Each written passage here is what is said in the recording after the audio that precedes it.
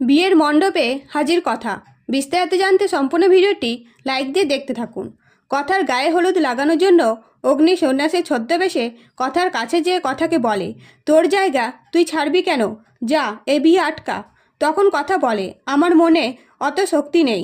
তখন অগ্নি কথার কপালে হলুদ লাগিয়ে দিয়ে বলে, এই তিলক লাগিয়ে দিলাম, এবার দেখবি শক্তি পাবি। এই বলে অগ্নি বাড়ি ফিরে যায়।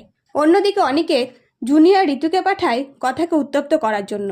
তখন জুনিয়র ঋতু কথার কাছে যেয়ে বলে, জানিস কথা, অগ্নি তো সবসময় চাপা চাপা করছে, এমনকি সকালে উঠে কনকের জন্য কফি বানিয়ে দুজন মিলে তোর বানানো বাগানে বসে কফি খায়। এইসব শুনে কথা বলে, করাচ্ছি আমি বিয়ে। এই বলে কথা আজ বটি এনে বলে, আমি আমার জায়গা এক চুলো ছাড়বো না। এরপরে কথা টোটোতে আঁশবটি নিয়ে বসলে টোটো ড্রাইভার ভয় পেয়ে যায়। এদিকে কথা আঁশবটি নিয়ে বেরিয়ে পড়ে। অন্যদিকে অগ্নি বিয়ের সাজে তৈরি হয়ে বসে থাকে। শুধু তাই নয়, প্রত্যেককে কোণে সাজানো হয়।